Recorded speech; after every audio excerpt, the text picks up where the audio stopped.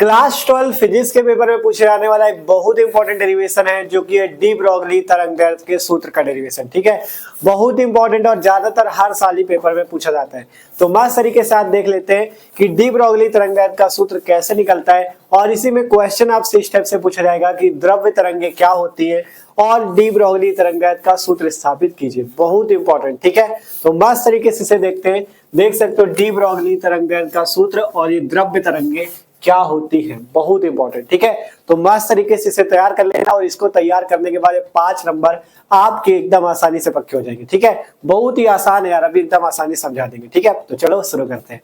तो देखो बात करें, जैसा कि हमने क्लास 12 फिजिक्स का 11वां चैप्टर विकिरण तथा द्रव्य की द्वैत प्रकृति वाला स्टार्ट किया था और इससे पहले हमने आइंस्टीन का प्रकाश विद्युत समीकरण, प्रकाश विद्युत प्रभाव के नियम, ये सारी चीजें पढ़ा दिया था। ठीक है, अगर आप उनके वीडियो देखना चाहो तो इसी वीडियो की डिस्क्रिप्शन पे फिजिक्स की प्लेलिस्ट है, वहां से जाके देख भी सकते हो। ठीक है, तो शुरू करते हैं मस्त तरीके से द्रव्य तरंगे और डी ब्रोगली तरंगदैर्घ्य का सूत्र।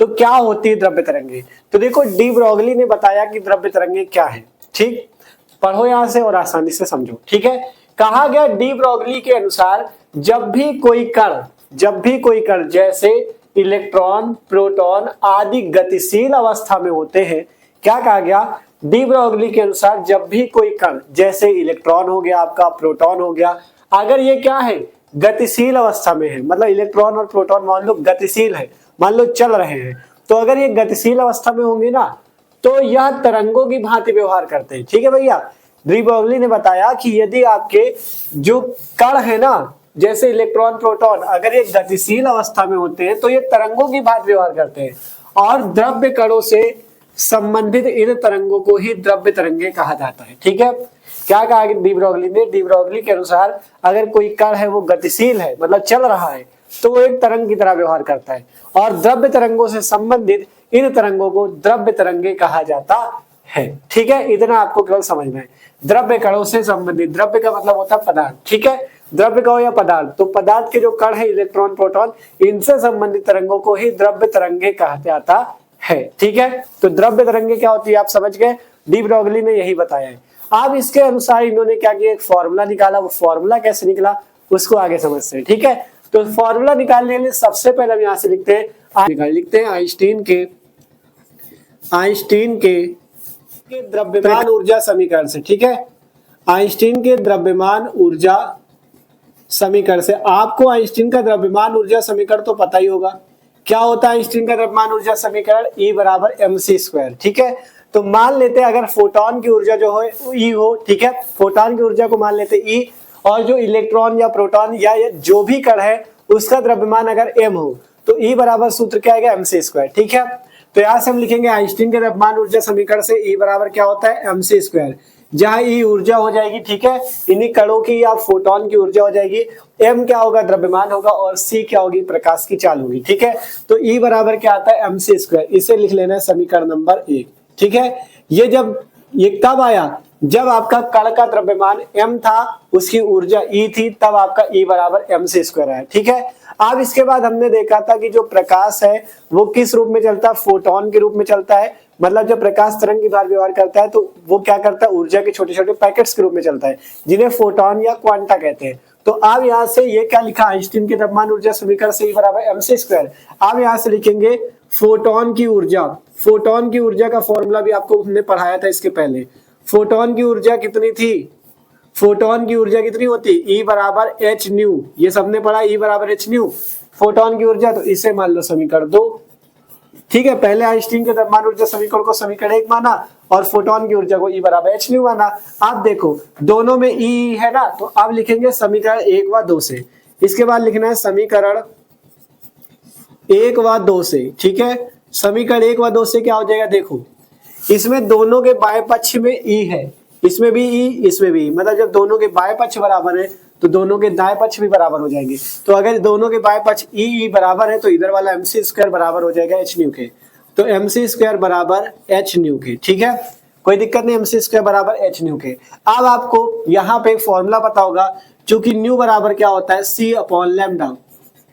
फॉर्मूला पता है, न्यू क्या है? आवृत्ति है, C क्या है? प्रकाश की चाल, लैम्डा क्या है? तरंगदैर्घ्य।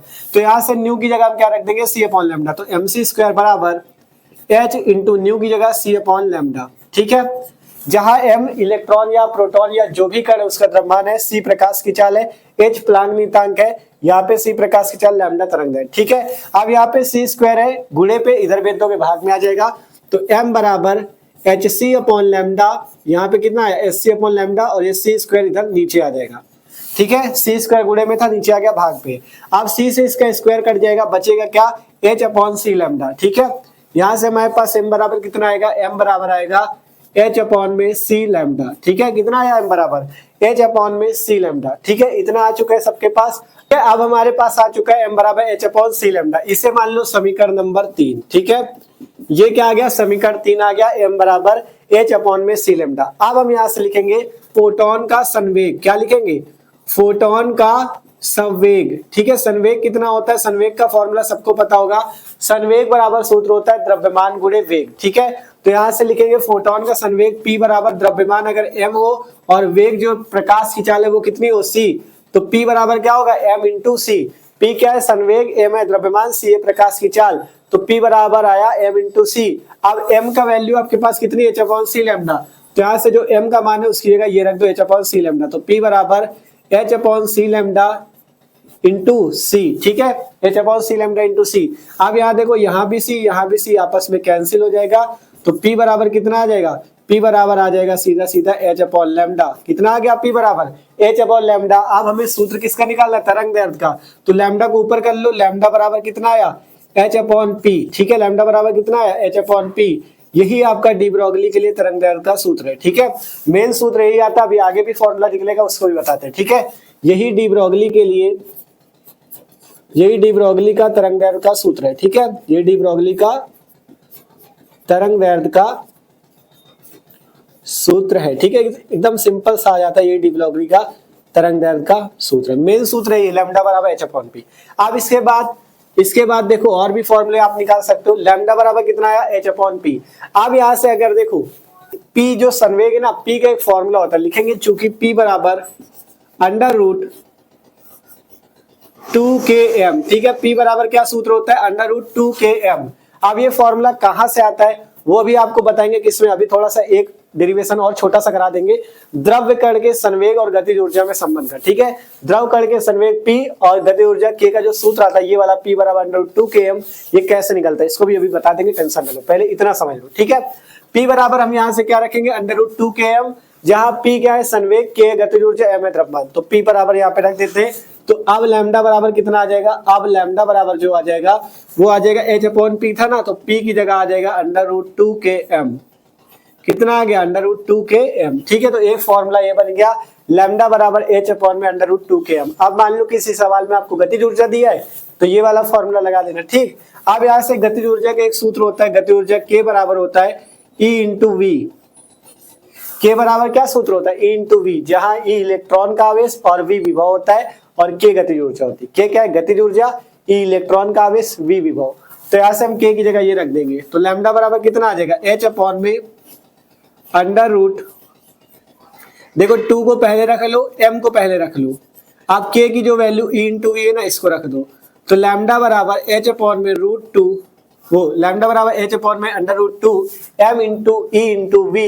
ये समीकरण आ जाता है आपका क्या, तरंग दैर्ध्य का, जहां m क्या है, m कण का द्रव्यमान है, E क्या है इलेक्ट्रॉन का आवेश है, और v क्या है, v इसमें क्या है, v विभव है। ठीक है, तो लैम्डा बराबर क्या फॉर्मूला आया, h अपॉन में under root 2 m into E into V. ठीक है, एक फॉर्मूला ये आया है लैम्डा बराबर h अपॉन में अंडर रूट 2km, एक आया है lambda equal to h upon p। ठीक है, ये सभी फॉर्मूले आपको न्यूमेरिकल में काम आएंगे। ठीक, लैम्डा बराबर h अपॉन p, लैम्डा बराबर h upon under root 2km, lambda बराबर h upon under root 2m EV। ठीक है, अब इतने से ही आपका काम हो गया। आपको अगर 5 नंबर में पूछा जाता है तो यही आपको निकाल के दिखाना है, पहले डी ब्रॉगली के अनुसार द्रव तरंगे बता दो, फिर आइंस्टीन के द्रव्यमान ऊर्जा समीकरण C बराबर mc स्क्वायर, E बराबर h न्यू। अब इस टाइप से हल करते हुए आओ, लैम्डा बराबर h अपॉन p आ जाएगा, अब p की वैल्यू रख दो रूट 2km, यहाँ से फॉर्मूला, फिर k बराबर EV रख दो, ये फॉर्मूला आपका कंप्लीट हो चुका है इतने से पूरा।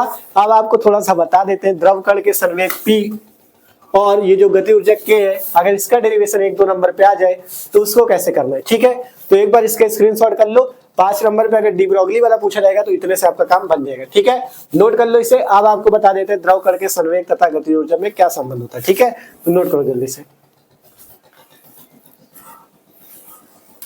ठीक है, देखो यहीं पे निकाल के बता देते हैं आपसे। अगर ये पूछा जाएगा ना कि द्रव कण के संवेग P और गति ऊर्जा K में संबंध निकालो तो एक ही 2 नंबर पे आएगा, लेकिन इंपॉर्टेंट है, समझ लो। ठीक है, आप देखो आपको गति ऊर्जा का एक फॉर्मूला पता होगा, K बराबर 1/2 mv², सबको पता होगा ये वाला।